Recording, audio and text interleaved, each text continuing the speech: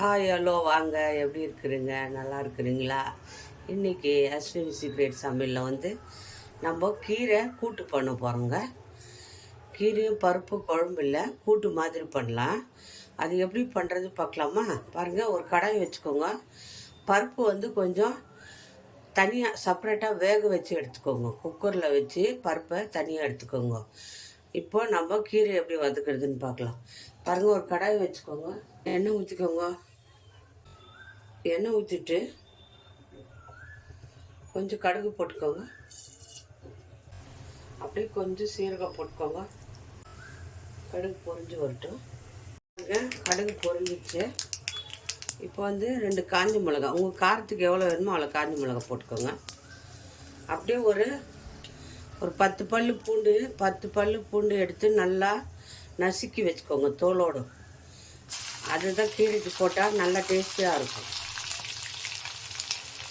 நான் சிறுகீரை எடுத்து நல்லா நைஸாக கட் பண்ணி கழுவி வச்சுக்கிறேன். சிறுகீரை போட்டு தான் செய்ய போகிறோம். பூண்டு வதங்கி வச்சு வெங்காயம் பாருங்கள், 2 வெங்காயம் கட் பண்ணி நைஸாக பொடியாக கட் பண்ணி வச்சுக்கிறேன். வெங்காயத்தை போட்டுக்கலாம்.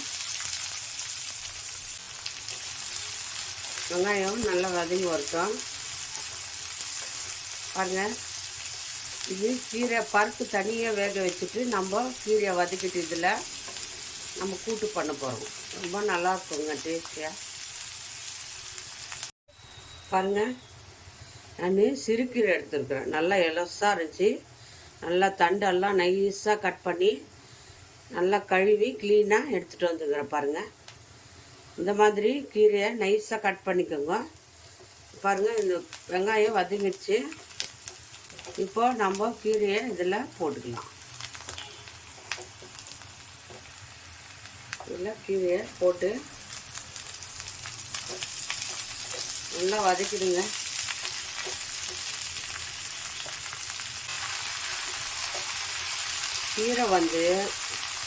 கீரையை நல்லா வதக்கிடுங்க.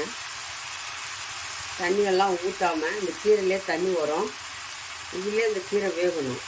பாருங்கள், கீரைக்கு தகுந்த மாதிரி சால்ட்டு போட்டுக்கணும்.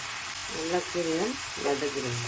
நல்லா எலசாக இருக்குது கீரை, அப்படியே வெந்துடும். இப்போ இதுக்கு ஒரு மூடி போட்டு 2 நிமிஷம் கீரையை வேக வச்சுக்கணும். தண்ணி ஊற்றக்கூடாது.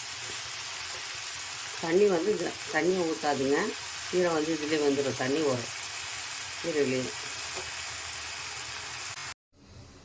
பாருங்கள், மூடி வச்சுடுங்க. மூடி வச்சு 5 நிமிஷம் வேக வைங்க கீரையை. கீரை பாருங்கள் நல்லா வெந்து வந்துடுது.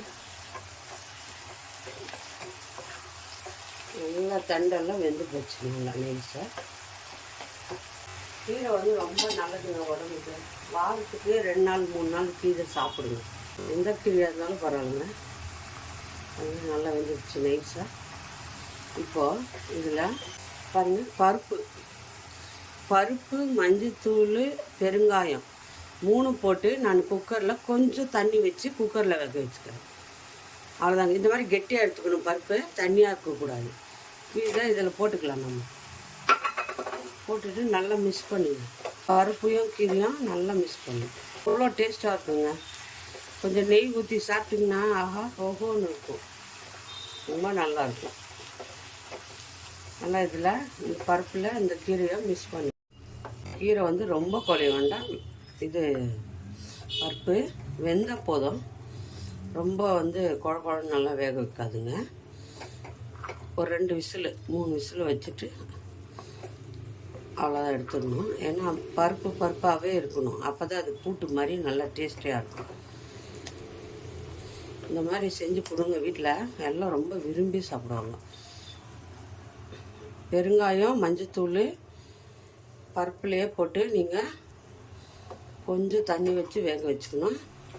கீரையை வெங்காயம் எல்லாம் போட்டு வதக்கிட்டு நீங்கள் கீரையில் லாஸ்ட்டில் பருப்பு போட்டு இறக்கிடணும். அவ்வளோதாங்க.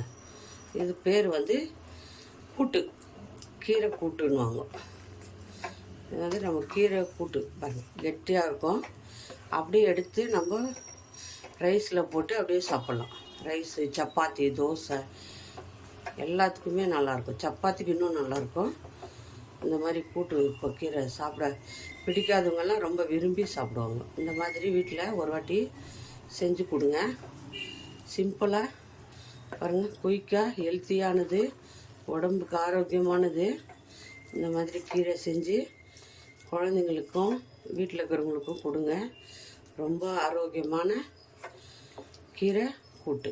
இது யார் யாருக்கு பிடிக்குமோ லைக் பண்ணுங்கள், ஷேர் பண்ணுங்கள், கமெண்ட் பண்ணுங்கள். மறக்காமல் அஸ்வினி சீக்ரெட்டை சர்ப்ரைஸ் பண்ணுங்கள். நம்ம இன்னொரு டிஷ்ஷில் பார்ப்போம்.